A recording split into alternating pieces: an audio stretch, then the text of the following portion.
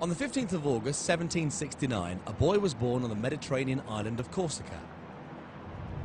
As a man, he would shape his country's laws, promote education, science, literature and the arts. As a military dictator, he would rule absolutely and plunge the world into war.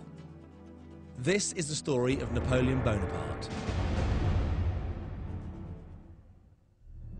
Napoleon's military career began at the age of 9 when he was sent to a military academy in France.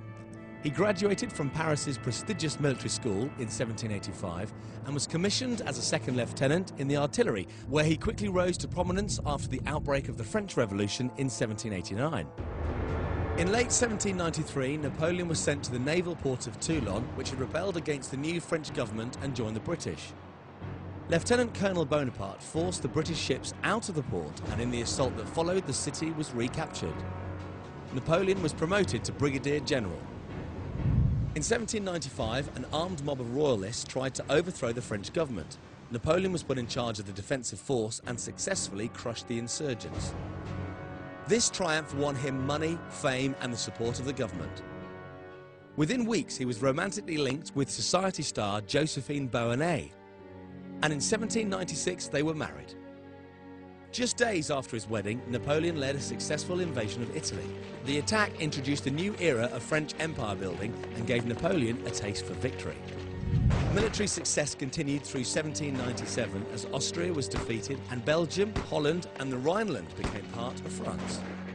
Not content with these victories, Napoleon invaded Venice, ending more than 1,000 years of Venetian independence and robbing the city of many of its art treasures. In 1798, Napoleon invaded Egypt, defeated the Egyptian army and captured the capital, Cairo. However, the success on land was not matched at sea, and British Admiral Horatio Nelson annihilated the French ships at the Battle of the Nile. Napoleon escaped to France. With France threatened by enemies north and south, and the government turning against him, Napoleon staged a coup and made himself first consul, the most powerful man in France. The new first consul again defeated the Austrians and France was saved. In 1804, Napoleon crowned himself emperor, and Britain, Austria, Russia and Sweden joined together in an attempt to defeat him. In 1805, Admiral Nelson again inflicted defeat of the French off Cape Trafalgar. Undeterred, Napoleon gathered 200,000 men and fought a brilliant campaign against the Austrians and the Russians, eventually capturing the Austrian capital, Vienna. In perhaps his finest battle, a tactical masterpiece, he beat the combined Austro-Russian forces at Austerlitz in December 1805, and then 10 months later smashed Prussia and occupied Berlin. He was now the virtual ruler of Western and Central Europe. Only one country still defied him, Britain. So Napoleon banned all European trade with Britain. Napoleon's successful conquest of Europe continued with an invasion of Spain in 1808. Having put his brother Joseph on the throne, Napoleon returned to France, instructing his generals to invade Portugal. After another series of victories against Austria, Napoleon married the Austrian Archduchess Marie-Louise in 1810. The war that he had started in Spain and Portugal raged on until the British Duke of Wellington finally managed to defeat the French armies and end Napoleon's hold over the region. In 1812, Napoleon made his gravest mistake. He invaded Russia.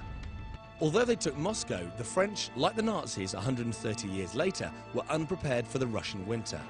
Napoleon retreated with the loss of 300,000 men. In 1813, Prussia, Austria and Britain closed in on the French emperor, forcing him back to France. In November, Napoleon rejected peace offers, so the Allies invaded. Paris fell in March 1814, and in April, Napoleon was exiled to the Mediterranean island of Elba. Less than 12 months later, Napoleon, having escaped, resumed power and gathered an army. Once again, the Allies prepared to invade. Nearby in Belgium was Napoleon's nemesis, the Duke of Wellington. On the 18th of June, Napoleon attacked Wellington at Waterloo, but he was unable to repeat his earlier success and the French collapsed. This time, Napoleon was imprisoned on the remote Atlantic island of St. Helena, where he died on May 5, 1821. While he was hated by his many enemies, Napoleon was also respected as a brilliant military leader. When the Duke of Wellington was asked who was the greatest general of the day, he replied, "In this age, in past ages, in any age, Napoleon."